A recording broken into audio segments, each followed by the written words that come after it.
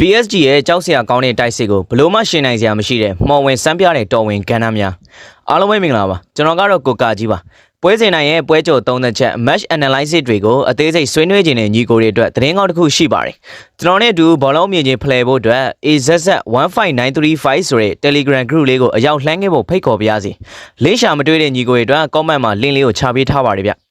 အာဆင်နယ်ပရိသတ်တွေကတော့သူတို့ရဲ့ဘောလုံးပွဲပြိုင်ပွဲဖြစ် PSG ထက်ဆိုင်ရင်ဘိုင်ယန်မြူနစ်ကိုပို့ပြီးတော့မျှော်လင့်ခဲ့ကြပေမဲ့လက်တွေ့မှာတော့စူတောင်းမပြည့်ခဲ့ပါဘူး။အာဆင်နယ်လိုပွဲချောင်ပြီးဘောလုံးပွဲတက်လာခဲ့တာမဟုတ်ခဲ့သလိုလီဗာပူးချက်စီဘိုင်ယန်တို့လိုအသင်းကြီးတွေကိုမှဖြုတ်ပြီးတော့ဘောလုံးပွဲကိုတက်လာခဲ့တဲ့ PSG အသင်းရဲ့လျှက်စီးလိုမြန်ဆန်တဲ့တိုက်စစ်တွေကိုအာဆင်နယ်ဘလိုပုံစံမျိုးနဲ့မှရှင်ပြိုင်နိုင်စရာအကြောင်းမရှိပါဘူး။ကန်တရားကြောင့်သာအထက်ရောက်လာတဲ့အာဆင်နယ်ပရိသတ်တွေရဲ့လက်သုံးစကားတစ်ခုဖြစ်တဲ့ဘောလုံးဆိုတာအလုံးကြီးဖြစ်တာမို့လို့ဘာမှမဆိုဖြစ်သွားနိုင်နေဆိုတာပါပဲ။ဒါပေမဲ့အဲ့ဒီအလုံးကြီးကိုပဲအမှုပညာဆန်ဆန်ပြင်းပိုင်နိုင်စွာကစားပြလာတာ PSG ဖြစ်တာမို့လို့ဘောလုံးလုံးလေပိုကြိုက်လေဆိုတဲ့ PSG ကိုအာဆင်နယ်တော့ဘလုံးမကိုရှင်ပြိုင်နိုင်ဖို့မဖြစ်နိုင်ပါဘူးကျွန်တော်ကိုကာကြီးအာဆင်နယ်ဖန်တွေကိုဘလိမ့်နေတာမဟုတ်ပါဘူးအာဆင်နယ်ဆိုတာကလည်းတကယ်ကိုပဲထိုက်တဲ့တော့ကောင်းလို့ဒီအဆင့်တွေကိုရောက်လာတဲ့အသင်းသင်းမှာတစ်ဖက်က PSG ကိုကြည့်မယ်ဆိုရင်လည်းကစားသွားတဲ့ပုံစံကြီးကကြောက်ဖို့တော့ကောင်းပါတယ်ခန်းစစ်ပဲပိတ်ဆော့သွားတယ်ဆိုပေမဲ့ရှေ့လေတော့အဆအဆုံးဘယ်နေရာမှာဟာခွဲမရှိဘဲနဲ့ဘောလုံးကိုရရင်ရတယ်လို့ပြိုင်ဘက်ကိုဒုက္ခပေးသွားတာအားလုံးလည်းအမြင်ပါအဲ့ဒီတော့အာဆင်နယ်အနေနဲ့အခုတည်းကနေ PSG ဖလားပဲဆိုပြီးတွေးထားလိုက်တာကပိုကောင်းပါတယ်